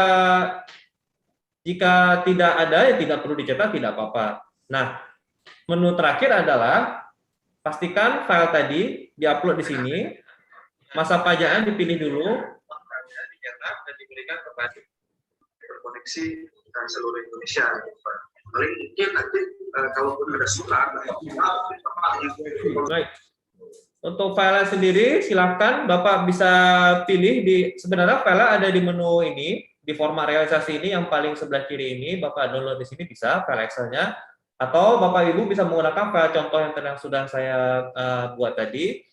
Kemudian Bapak Ibu pilih filenya, dipilih file realisasi, kemudian dipilih masa pajak, misalnya masa pajak bulan 6 atau bulan 7. Untuk bulan ini ya kita bulan 7 ya Bang Ufi ya, 0707, kemudian pilih file realisasinya, kemudian di-upload, dan selesai. Jadi tidak banyak, cuma sekitar 6 atau 7 langkah. Jadi insya Allah kami harapkan proses pelaporan ini tidak terlalu sulit. Bagi Bapak Ibu juga yang masih merasa kesulitan, kalau perlu kita ulang juga kita ulang sekarang, boleh Bang Ufi ya, karena waktu kita panjang. Atau jika Bapak Ibu masih merasa kesulitan, Bapak Ibu sebenarnya bisa datang ke kantor pajak, menghubungi akun representatif Bapak Ibu, atau berbicara langsung dengan helpdesk di masing-masing kantor pelayanan pajak. Bagi Bapak Ibu yang mungkin ingin berkonsultasi dengan kami pun, nanti akan kami tinggalkan nomor HP. Bagi Bapak Ibu juga yang telah melakukan presensi, nanti akan kami kirimkan seluruh file-file yang berkaitan dengan tema sosialisasi kita pada hari ini. Jadi kami ingatkan sekali lagi Bapak Ibu, untuk melakukan presensi, jadi kami bisa mendata Bapak Ibu emailnya, nomor HP-nya, untuk kami kirimkan file-file yang berkaitan dengan tema insentif pada hari ini. Baik Bapak Ibu, mungkin ada Bapak Ibu yang ingin bertanya tentang apa yang telah kita bicarakan tadi, atau mungkin Bapak Ibu punya sebuah kesulitan atau ada permasalahan di lapangan ya. Mungkin di luar dari yang kami jelaskan seperti hari ini, boleh ya, silakan diutarakan di sini, boleh. Bang Fandi, tadi mungkin saya pengen bertanya juga nih Bang, untuk yang masa bulan 7 nih Bang, jika kita manfaatkan PMK 82 ini, kapan Bang paling telat kita melakukan pelaporan atau pemberitahuan Bang? Baik, setiap bulannya Ya. Wajib pajak diharuskan untuk melaporkan insentif ini sebelum tanggal 20. Jadi ya, untuk bulan 7 paling telat adalah tanggal 20 Agustus 2021. Oh, iya. Kami harapkan Bapak Ibu tidak melewati tanggal tersebut. Jangan juga untuk menunda-nunda, misalnya nanti saja melapor di akhir-akhir tanggal 19 itu misalnya, karena ya bisa jadi mungkin trafficnya agak tinggi gitu Bapak Ibu, karena seluruh Indonesia akan mengakses file ini gitu. Nah, Bapak Ibu juga kami harapkan di bulan Juli mungkin Bapak Ibu bisa langsung menghitung langsung berapa omset Bapak Ibu. Mungkin kan di awal-awal bulan Agustus sudah tahu berapa kira-kira omset Bapak Ibu. Atau mungkin Bapak Ibu punya perkiraan berapa omsetnya, silakan dilaporkan omsetnya berapa dan berapa pajak yang harusnya terutang. Kemudian dilaporkan sebelum tanggal 20. Nah, baik. Nah, mungkin untuk Bapak Ibu yang memiliki perusahaan, mungkin di antara kita ada memiliki perusahaan dan memiliki pegawai, kita juga sebenarnya punya insentif pemerintah untuk PPh pasal 21.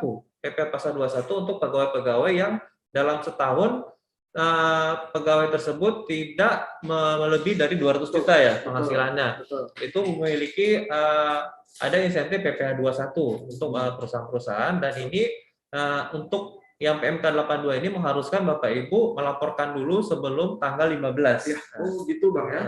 Iya, berarti ini kalau yang misalnya perusahaan-perusahaan tadi, UMKM tadi punya karyawan gitu Bang ya? Betul, punya Iya, karyawan yang penghasilan dalam setahun tidak melebihi 200 juta. baik, Bang. Ada insentif juga untuk karyawan. Jadi selain usahanya dapat insentif, ternyata karyawan pun diberi insentif sama pemerintah Bang ya? Betul. Ya, baik, luar biasa. Jadi memang suatu kesempatan kepada Bapak Ibu untuk menggunakan atau memanfaatkan fasilitas yang telah diberikan oleh negara ini gitu ya. Tentu saja yang seperti yang disampaikan Bang Fandi, untuk meringankan cash flow Bapak Ibu dan bisa memutar modal tersebut untuk menjalankan perekonomiannya gitu Bang ya. Baik Bapak Ibu, kami persilahkan kembali untuk mana tahu ada pertanyaan ataupun, tapi tadi sepertinya ada di chat Bang. Oh, ya? Itu terkait tadi dari salah satu peserta Zoom hari ini juga, dari Bu Sinta, terkait dengan pendaftaran NPWP. Jadi pertanyaan beliau, apakah benar kalau kita mau buat NPWP harus ada NPWP suami gitu ya? Tapi bagaimana kalau suami kita nggak ada gaji tetap atau usaha suami istri sama? Baik, Bu Sinta, kita kembali lagi ke peraturan ataupun undang-undang di dalam KUP bahwa syarat bahwa untuk memiliki NPWP seseorang itu harus memenuhi syarat objektif dan juga subjektifnya.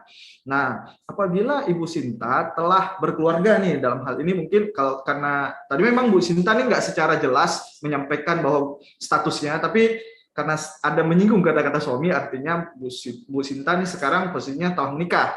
Nah, dengan posisi seperti itu, nah artinya apa? Artinya bahwa Bu Sinta ini dengan suami itu memiliki entitas ekonomi yang sama gitu ya.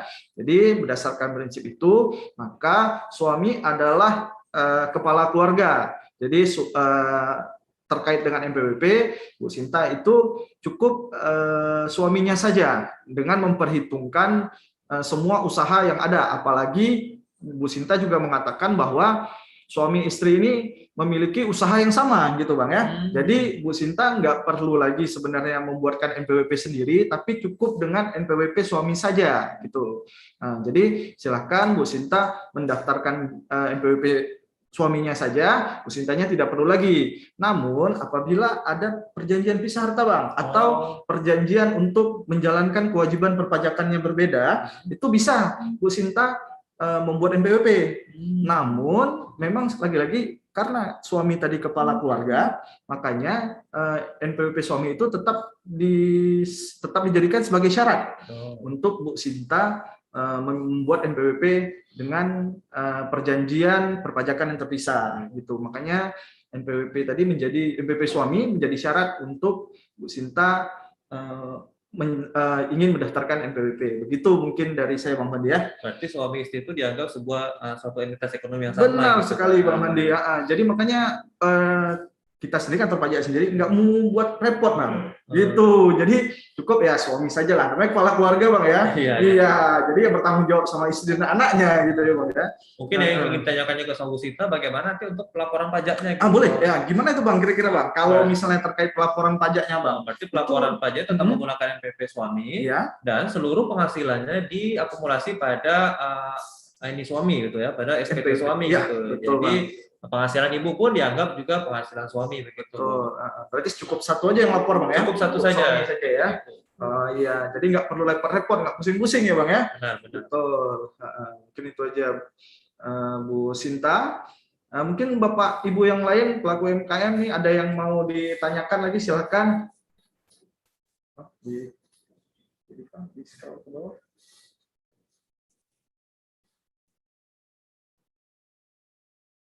Bagaimana, ini ada pertanyaan juga dari Pak Ismansyah, bagaimana jika karyawan memiliki gaji di bawah PTKP? Apakah wajib memiliki NPWP?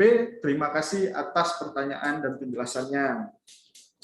Baik, terkait hal ini, kembali lagi tadi seperti yang sudah saya sampaikan, bahwa syarat untuk memiliki NPWP adalah telah memenuhi syarat subjektif dan objektifnya. Syarat subjektifnya itu salah satunya, yaitu syarat objektifnya, yaitu itu ya Bang ya, salah satunya yaitu memiliki penghasilan di atas PTKP Bang ya. Nah, jadi apabila karyawan ini memiliki gaji di bawah PTKP itu sebenarnya tidak diwajibkan, tidak diwajibkan untuk memiliki NPWP. Nah, namun untuk memudahkan administrasi perpajakan dan sebagainya, maka ada baiknya karyawan tersebut membuat NPWP. Nah, ini terkait juga dengan pemotongan PPh 21 dan sebagainya apabila suatu saat karyawan tersebut naik gajinya, karena namanya karyawan kan nggak mungkin stuck di situ aja Bang. Kita berharap juga naik gajinya. Betul, naik terus ya. Jadi memang untuk sarana administrasi perpajakan dan juga hal-hal lainnya gitu ya, karena kita tahu saat ini NPWP itu Bang nggak cuma untuk administrasi perpajakan aja Bang, jadi banyak kegunaan NPWP saat ini gitu Bang ya. Nah seperti ini misalnya untuk memperpanjang izin usaha juga harus pada NPWP sekarang Bang. Mungkin nanti karyawannya ada usaha. Betul, gitu, sudah ada NPWP. Benar. Ya? Terus misalnya sekarang ini pengajuan kredit di bank atau buka buku tabungan di bank Bang. Nah, ya itu juga harus punya NPWP. Terus juga mungkin satu lagi apa ya, misalnya melamar kerja juga sekarang banyak diminta NPWP Bang ya. Jadi NPWP ini sudah banyak kegunaannya atau manfaatnya yang bisa dirasakan oleh masyarakat begitu. Namun mungkin kalau di bawah PTKP diharapkan kepada yang karyawan bersangkutan untuk melaporkan ke kantor pajak untuk dinonaktifkan. Iya, benar sekali. Jadi NPWP tetap ada, namun wajib pajak tersebut karyawan tersebut tidak wajib untuk melaporkan SPT tahunan, namun dengan cara membuat mengisi formulir bahwa untuk dinonaktifkan NPWP tersebut gitu. Ya, begitu Bang Novi ya? Iya, betul Bang. Jadi dia nggak punya kewajiban pelaporan dan sebagainya ya. Setelah memohon untuk non-efektif. Betul, setelah non-efektifnya tadi disetujui. Betul, gitu. karena mungkin kantor pajak tidak tahu ya, mungkin di bawah PTKP atau tidak ya. Betul. Karena dilaporkan ya. Betul, karena kan sistem perpajakan di Indonesia ini kan self assessment. Jadi kita di kantor pajak ini 100% percayalah dengan apa yang telah disampaikan atau data yang disampaikan oleh wajib pajak. Untuk insentif jika telat dilaporkan, misal masa Juli di atas 20, apakah kedepannya masih bisa berlaku insentifnya? Baik, gimana itu Bang Pandi? Nah, telat ini Bang, istilahnya. Seperti yang kita jelaskan tadi, wajib pajak diharapkan untuk melaporkan insentifnya sebelum tanggal 20, paling telat tanggal 20. Ya. Nah, sayang sekali jika melewati tanggal 20, maka misalnya untuk bulan Juli tersebut insentifnya tidak dapat diberikan lagi. Sayang sekali gitu Bapak ya. Tapi kalau untuk bulan Agustus masih bisa ya Pak ya? Nah, untuk bulan Agustus ya kami harapkan untuk tidak telat lagi. Jadi untuk bulan Agustus silakan dilaporkan paling telat tanggal 20 September gitu. Jadi mungkin ini sebuah karena kita kan tidak mungkin juga, pemerintah juga mungkin setiap bulan akan mengakumulasi berapa PPh yang harus ditanggung oleh pemerintah gitu. Jadi mungkin jika melewati batas itu mungkin pemerintah juga telah memiliki deadline sendiri gitu ya. Jadi tidak bisa diberikan lagi insentifnya, karena memang seperti yang kita jelaskan tadi, sifat insentif ini adalah ditanggung pemerintah. Jadi bukan tidak bayar, namun pemerintah nanti akan menalangi gitu ya. Boleh. Akan dibayarkan pemerintah. Akan dibayarkan oleh pemerintah. Jadi Bapak Ibu sekali lagi kalau bisa jangan sampai telat, dan kalaupun telat memang itu tidak bisa lagi dimanfaatkan, tapi untuk bulan itu saja. Bulan ke depan itu masih bisa memanfaatkan insentif ini. Betul. Namun kembali jangan sampai telat Bapak Ibu. Karena sayang gitu ya. Berarti tiap bulannya Pak. Iya Bapak Ibu sekalian. Jadi tiap bulan itu paling telat tanggal 20 bulan berikutnya. Seperti itu dicontohkan Bang Fandi, misalnya di Agustus, itu paling telat tanggal 20 September. Nah, kalau misalnya bulan Juli ini paling telat nanti tanggal 20 Agustus. Namun, kalau bukan berarti telat sebulan, bulan depannya nggak bisa manfaatkan Bapak Ibu sekalian.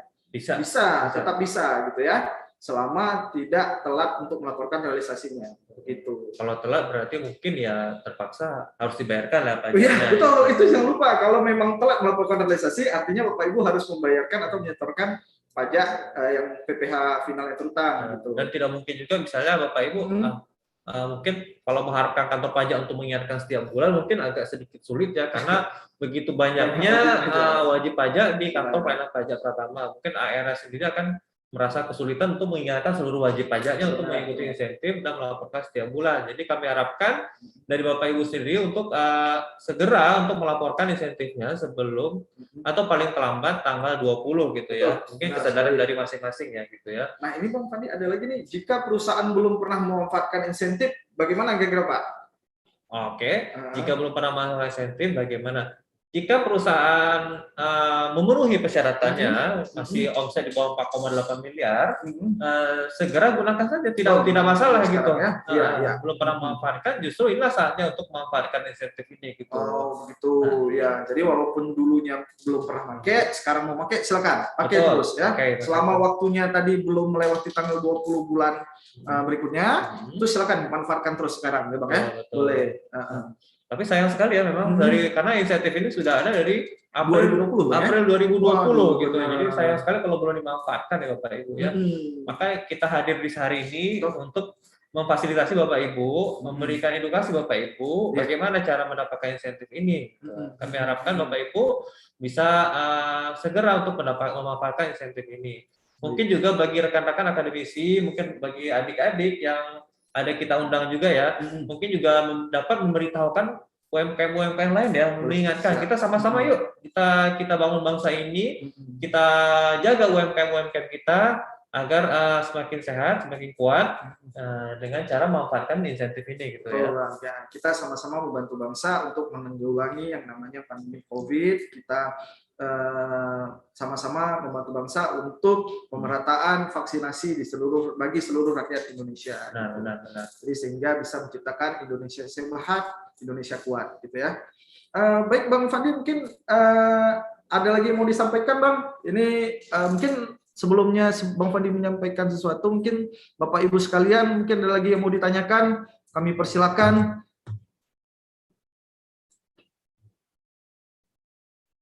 Oh ya Bang, kalau misalnya nih nanti Bapak Ibu mau konsultasi lebih lanjut, itu bisa kemana saja tuh Bang? Oke, baik Bapak Ibu yang ingin berkonsultasi bisa yang pertama mungkin dapat menghubungi akun representatifnya. Masing-masing dari Bapak Ibu, Pak Dia telah memiliki akun representatif di kantor pelayanan pajak masing-masing Bapak Ibu terdaftar. Atau Bapak Ibu mungkin bisa datang untuk berkonsultasi dengan helpdesk pada masing-masing kantor pelayanan pajak. Atau jika masih dirasa kurang, insya Allah nanti akan kita berikan nomor HP kami ya di sini. Kami juga di sini punya helpdesk layanan online. Nah, insya Allah dapat kami bantu juga. Mungkin bagi admin silakan diberikan nomor HP kami di kolom chat ya Bapak Ibu ya. Dan Bapak Ibu yang masih ingin bertanya pada kesempatan kali ini, silakan dengan senang hati untuk kembali bertanya. Baik, mungkin sambil menunggu pertanyaan dari Pak Ibu, kembali kami ingatkan untuk mengisi link presensi dan link survei nanti, karena kita akan membagikan bahan materi sosialisasi hari ini pada alamat email yang telah Bapak Ibu sampaikan, gitu ya.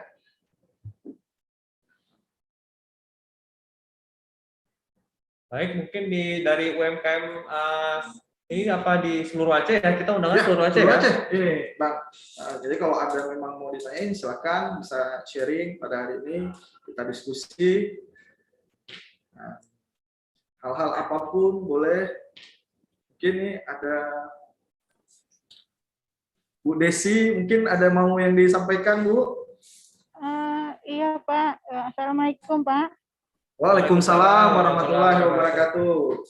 Saya telat ngikutinnya Pak. Jadi kan saya mau tanya, insentif ini berlakunya untuk usaha yang udah lama melaporkan MPWP atau pajaknya, atau yang baru pun bisa juga mendapatkan insentifnya Pak? Ya baik Bu Desi, karena terima kasih tadi Bu. telat ngikutinnya. Ya siap, nggak apa-apa Bu Desi. Ya baik, makasih Bu Desi. Jadi insentif ini bisa dimanfaatkan oleh wajib pajak lama ataupun baru Bu. Jadi semua bisa memanfaatkan ini. Selama Ibu memang wajib pajak UMKM, bisa memanfaatkan insentif ini, baik Ibu udah terdaftar lama ataupun baru. Gitu, Bu. Begitu. Ya, silakan manfaatin aja, Ibu Desi. Nanti kalau memang mau butuh informasi lebih lanjut ataupun mau dibantu, itu boleh ke kantor pajak terdekat tempat Ibu terdaftar. Seperti tadi yang disampaikan oleh Bang Fadli, boleh menghubungi akun representatif ataupun penyuluh pajak di kantor pelayanan pajak, Bu ya. Ya. Terima kasih, Pak. Ya, sama-sama Bu Desi. Terima kasih Bu, sehat selalu dan semoga sukses ya Bu. Mungkin ada wajib pajak yang masih ini juga. Mungkin kalau kayak tadi Bang Ulfi contohkan ya, mungkin kalau 150.000 nggak apa-apa lah, saya bayar aja gitu mungkin. Tapi ya kalau bayar juga tidak apa-apa ya. Cuma saya rasa sayang sekali gitu kalau ada fasilitas ini tidak digunakan gitu. Memang mungkin 100.000, 150.000 mungkin kalau dijumlahkan dalam 1 tahun kan sudah 1.800.000 gitu ya. Betul, ya. ya. Mungkin 1.800.000 juga kalau Bapak Ibu putar itu mungkin sudah menghasilkan 10 juta mungkin dalam 1 tahun gitu Bapak Ibu. Jadi sayang sekali kalau insentif ini tidak digunakan gitu. Dan insentif ini sekali lagi Bapak Ibu bukan hanya untuk orang pribadi. Jadi juga untuk wajib pajak badan ya, selama penghasilannya di bawah 4,8 miliar dalam setahun. Omsetnya ya, peredaran usaha ya. Peredaran usaha, Pak. Omset tadi ya katanya ya. Jadi bagi perusahaan, apakah dia PT, CV, koperasi ya, bisa menggunakan fasilitas ini. Gitu. Jadi mungkin ada di antara rekan-rekan yang punya perusahaan ya, mungkin karena perusahaannya UMKM juga silakan menggunakan fasilitas ini. Baik, bagaimana? Ada masih ingin bertanya mungkin, Mofi? Ya, ini kita masih tunggu nih Bang. Kalau memang mana tahu mungkin masih mencari ide ya. Mungkin ada kesulitan juga di lapangan bagaimana? Tadi juga ada kebetulan ada yang bertanya di luar insentif ini ya. Iya. Bisa jadi silakan karena mungkin kita memahami kesulitan yang dialami UMKM mungkin bukan hanya masalah insentif ini, mungkin ada masalah lain berkaitan masalah pajak. Silakan ditanyakan, insya Allah akan kita jawab dan mungkin kalaupun kita tidak bisa jawab, nanti akan kita lanjutkan pada sisi lainnya. Bagi Bapak Ibu juga yang merasa sepertinya ini sosialisasi ini masih belum dirasakan, masih belum cukup, mungkin Bapak Ibu juga punya teman-teman yang ingin diajak mengikuti sosialisasi ini, misalnya ada beberapa komunitas apa gitu ya, komunitas pengusaha UMKM atau bagaimana, mungkin nanti bisa menghubungi kita untuk insya Allah kita adakan lagi sosialisasi ini. Nah, karena dari pihak kami juga kami ingin bertekad supaya insentif ini dapat dimanfaatkan semaksimal mungkin, terutama untuk pengusaha-pengusaha di Aceh ya. Karena pengusaha di Aceh berdasarkan data yang kita dapatkan masih belum banyak yang menggunakan fasilitas ini gitu. Ya, jadi sangat sayang ya apabila tidak dimanfaatkan. Nah, kita sendiri memang di Kanwil juga punya kelas online yang memang rutin kita lakukan setiap minggu. Jadi Bapak Ibu sekalian itu bisa menghubungi kita dengan senang hati nanti Bang ya melakukan penyuluhan gitu Bang Fadi ya. Benar. Jangan lupa untuk di-follow akun Instagram Kanwil Aceh @pajakaceh dan juga akun-akun Instagram KPP Pratama lainnya. Misalnya Bapak Ibu terdaftar di KPP Banda Aceh, mungkin bisa memfollow akun @pajakbandaaceh. Karena segala informasi berkaitan masalah perpajakan nanti akan kita upload segera pada akun-akun IG tersebut gitu. Karena ini zamannya Instagram ya, zamannya online gitu ya. Zamannya media sosial. Zamannya media sosial. Jadi kita juga tidak ketinggalan untuk memeriahkan media sosial ini. Jadi kita akan mengupload segala macam jenis informasi terbaru pada halaman akun Instagram. Jadi kami harapkan tidak ada lagi mungkin di masa yang akan datang mungkin wah saya belum tahu peraturan ini gitu, kenapa tidak diberitahukan sama saya gitu ya. Mungkin karena maka itu sebaiknya segera di follow akun Instagram masing-masing KPP gitu. Nah, dan itu Bang boleh diinformasikan nomor HP kita di Kanwil Bang untuk apabila ada yang mau berkonsultasi dan sebagainya. Baik, kita membuka layanan online via WhatsApp 0823 6194 5690. Silakan di save di nomor di HP Bapak Ibu, ada di kolom chat. Silakan Bapak Ibu untuk di save. Sekali lagi kami ulangi 0823 6194 5690. Ini nomor HP kami bertiga ya. Ya, benar, untuk penyuluh pajak di Kanwil DJP Aceh. Ya, kami juga ada helpdesk-nya. Helpdesk-nya.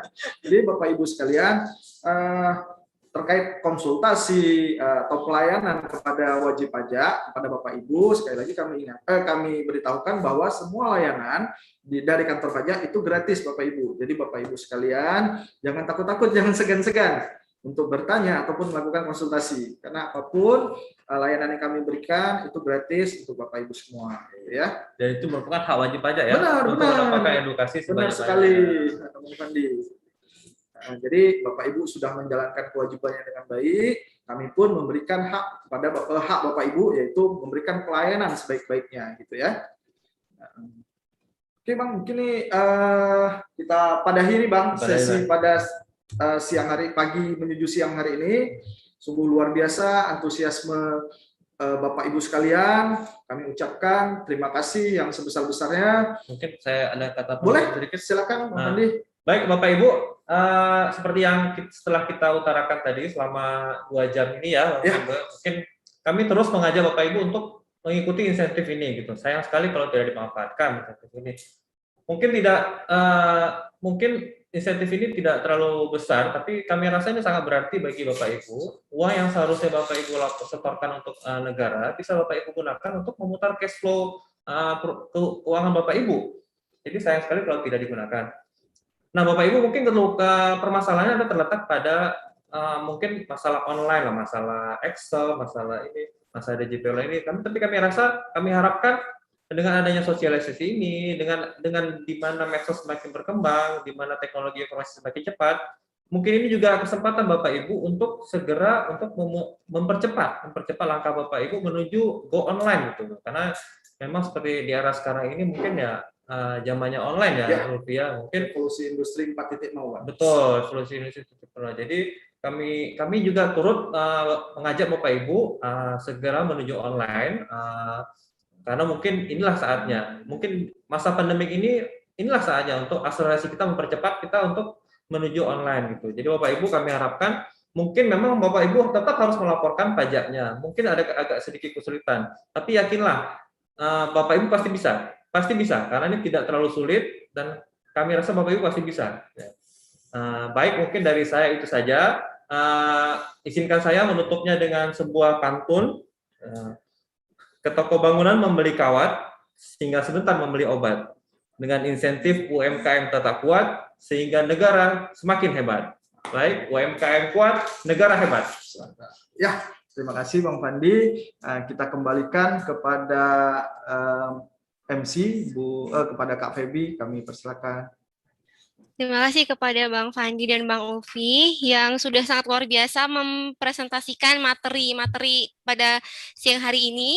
Dan tentunya juga kami mengucapkan terima kasih kepada Bapak dan Ibu para hadirin sekalian yang sudah berkenan mengikuti kegiatan dari pagi sampai siang hari ini.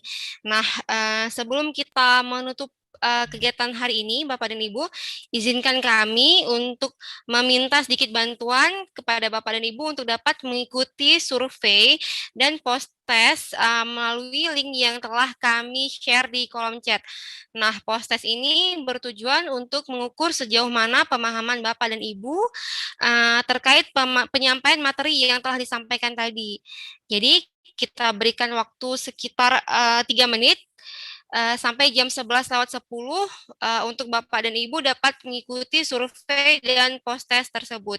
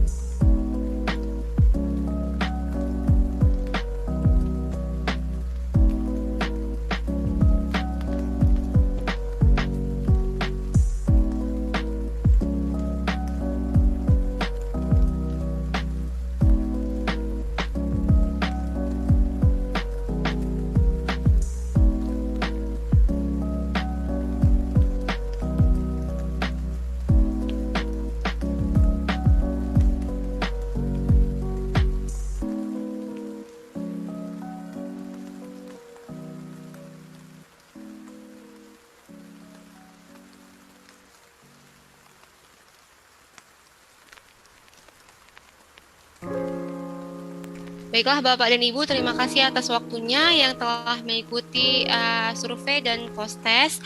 Sampailah kita kepada penghujung acara. Kami mohon bantuan Bapak dan Ibu untuk dapat menghidupkan kamera karena kita akan melakukan dokumentasi ataupun screenshot dengan kegiatan kita hari ini.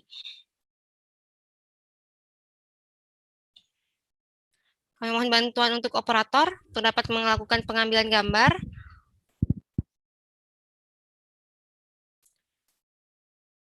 Kita mulai dari halaman 1.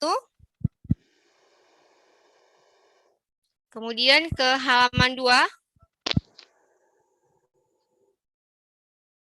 Baiklah, terima kasih kepada Bapak dan Ibu yang telah mengikuti acara ini dari awal hingga akhir. Semoga acara yang kita adakan dapat bermanfaat bagi kita semua. Dan tidak bosan-bosannya kami ingatkan juga, apabila Bapak dan Ibu ingin mendapatkan informasi terbaru terkait peraturan perpajakan, maka Bapak dan Ibu dapat memfollow akun-akun media sosial Kanwil DJP Aceh dan KPP di mana tempat Bapak dan Ibu terdaftar. Karena di situ kita bisa mendapatkan informasi terkait perpajakan, kemudian kontak person siapa yang kita bisa hubungi untuk melakukan pelayanan apabila Bapak dan Ibu tidak dapat ke kantor, seperti itu. Nah, wabillahi taufiq wal hidayah, saya selaku pembawa acara mohon undur diri. Wassalamualaikum warahmatullahi wabarakatuh. Waalaikumsalam warahmatullahi wabarakatuh. Sehat selalu semuanya.